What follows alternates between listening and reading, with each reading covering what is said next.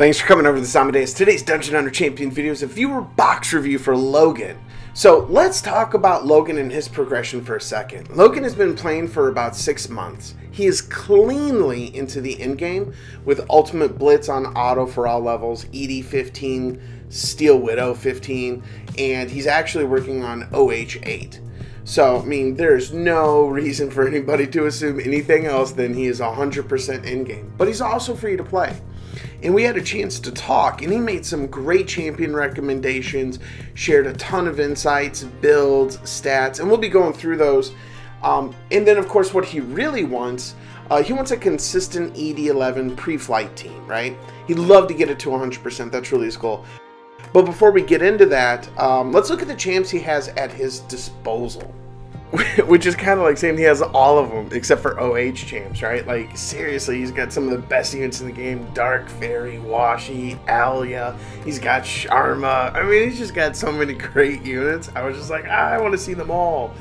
But I'll be honest, he is free to play. And when he started off, he didn't have Rota or Amodeus because, you know, a lot of new players probably take for granted the fact that you have to summon those champions before the path to progression and before the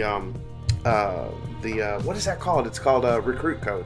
Like, before those two things, like, you just hopefully got lucky and summoned those champs.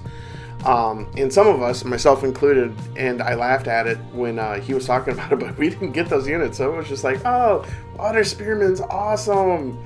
And then it's just like, you realize, like, as you develop more common sense, that no, he sucks. And it is just propaganda. So I thought it was really interesting to kind of see, like, where he's at now, especially looking at all those awesome champs that he has.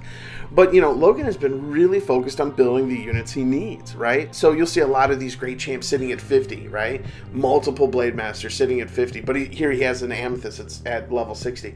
And that's exactly what you should have, right? If you're building for progression needs. Because at a certain point, 5 Blade Masters is not a good team for Elder Drake, Steel Widow, or any place else, right? So you really only need the onesies, twosies, because it's really about team composition. And that was one thing that Logan was talking about with Amethyst. There's such a superstar in the right team compositions, and that's why he built them.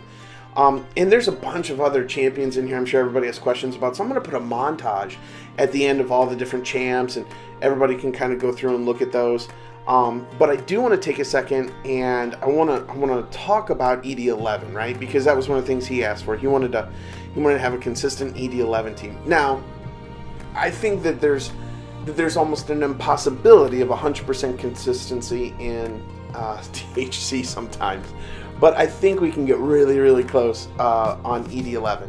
So what we have here is a free-to-play team comprised of the units he has. Now, he'll probably use Zap, the Dark Fairy, over Wink, because I hear that she's pretty OP. But I like Wink because she works with the timing for Rota, rather. So, with the exception of Lemon Drop, everybody's a nature element, right? So they get that synergy trait boost, and that's really important because of timing. So this team is incredibly consistent. We'll do a few runs to show it off. And one of the big things I want to talk about, I want to show a fail. Ooh, legendary shards. We'll always take those. A new best time, I'll also take that. That's always great for the video. So, oh, so awesome. So, the key here in everything that we do is timing. So, Rota, being the lead, makes Wink a little bit of a better choice, I think, personally, than Zap, because the rotation of her skills are exactly where they need to be. I have grown fond of Lemon Drop on this team comp because she is not, because she's not nature. It means that she's always going to launch her Bonbon Barrage after Peppermint.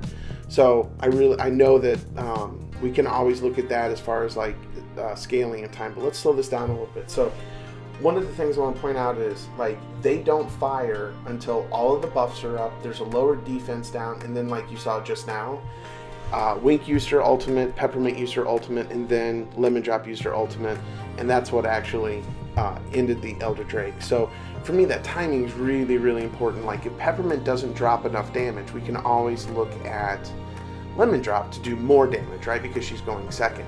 Now, what I want to show off next is going to be a moment where the team just doesn't land or doesn't do what it's supposed to do. So here we are, we're just right at the Elder Drake. This is going to be fail. It took a while, so I'm just cutting out the in-between spots. But here it is. So you'll see exactly what happens. So we get the buffs up, we get the lower defense up, we get Bomb Bomb Barrage, Wink goes off, but Peppermint doesn't crit, right? And when we go through the gear, you'll see that I have them both at about 90%. I think that if they were both at 100% crit rate, that would solve that problem. I just don't have the gear for that. Now, Logan has some ridiculous gear. He was kind enough to show me some of his gear, and then I was just like, just stop, dude. I don't want to see anymore. This just hurts my soul because I grind. Dudes, I grind all day. Like, I am in Elder Drake or Steel Widow or, God forbid, Outer Harbinger. Like, I am grinding all day, and this dude has some amazing gear. So, that's why I wanted to share his stuff at the end. But, I mean, as you can see, like, it's going to be a wipe at this point. Like, we can just give up. Because it's just, like, that's the problem with the team, right? Like, if it doesn't pre-flight, it fails. Because there's just not enough stability on the team to survive. Now, I will tell you that while I do know that this is 100% a gear issue, we could just update the gear, we could get through it. Oh, poor Peppermint. Now, there's a team where we don't have to update gear, where we do have 100% clear rate, but it does require one specific unit that Logan has, and that is Eleanor the Siege Tower. She is amazing in all of these Cinder raids. If you watch this channel for a while, you know I use her all of the time when we do Ascended content because her and Caroline are amazing. And frankly, there's not very many places you can use the Siege Tower and have it be really, really good.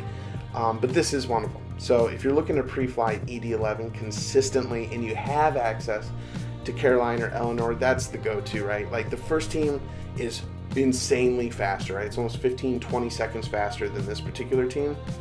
But from a consistency standpoint, if you want to get close to that 100%, like Logan was saying, this is the team, right? I mean, there's just no ambiguity about the consistency level because Caroline or Eleanor is just like an insurance policy.